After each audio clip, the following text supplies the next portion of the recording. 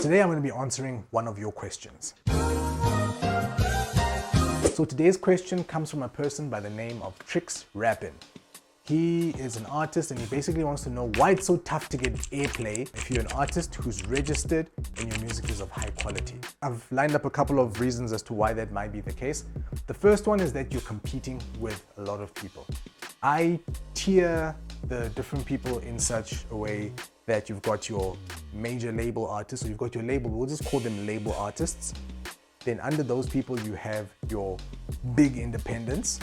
And then under those is the rest of us. That's just independents in general. Sure, there's other people in there, there's all types of people, but these are the main ones, right?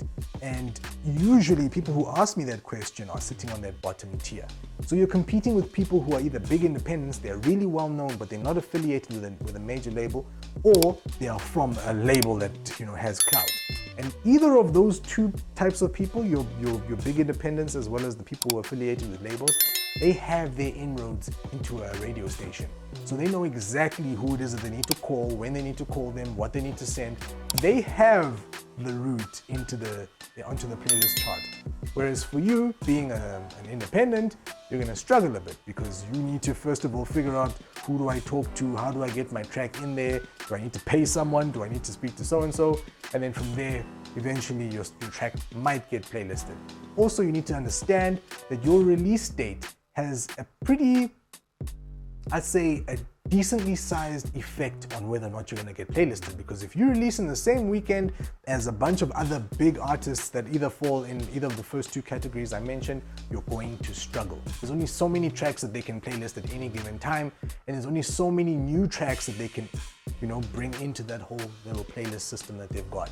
And unfortunately, if your track is just not it and you're competing with all these people, the stars don't align, you're not gonna get played. That's the first point. The second point is that you're fighting trending sounds. Trending sounds are something that they're really affecting what's happening on the radio. Before, you'd have these songs that people would use in trends and you'd be like, that's pretty cool, but then that would be it. Now what's happening is you'll get 10 seconds of trending music, and then on radio, you'll hear the entire song. And it'll be a pretty garbage song. The song will be 2 minutes of absolute nonsense, but then you'll have to wait until like the second verse because there's a specific line that everybody's been dancing to, and then that's what ends up being the trending sound. So you're also competing with those sort of things. And if you aren't taking part in that, or you're not trying to create a song for that, you might struggle. I'm not saying that you have to do it. I wouldn't want to do it. I wouldn't want to be known for the person who made that song for that particular trending thing over there, because I believe it's very, very short-lived. But this is another thing that is that is working against you with regards to getting your music played on commercial radio stations. The third thing is that the type of music that you're making might just not fit the radio station you're sending it to. This is quite simple, it's quite straightforward. You think that it's common knowledge, but you're not going to send a genre that doesn't make sense on a particular radio station to a radio station where you want to get it played. So I've seen people just collect lists of radio stations and they'll take their song, it'll be an old boom bap rap track, and they'll just start forwarding it through to all these people. It's not going to get played. They're not playing that type of music there. Your song is most likely going to get played in a place where there's other songs that sound similar to it, or that are of a similar genre. It's tricky. That's a tricky one, just sending your tracks out anywhere else. You have to keep your finger to the pulse. You have to figure out what is trending, you have to figure out what is big. If that's the game you want to play and you want your tracks to be playing on radio, this is sort of the game that you're going to have to play. So just work around that and understand that your song doesn't fit everywhere. The last point is that you might believe that your song is high quality, but it might not actually be high quality. The lyrics that you use might just not gel with whatever is believed on that station. The views that you have on your track will also have some kind of a bearing on whether or not your song is of a high quality. What are you talking about on your music? Secondly, what type of beat did you pick?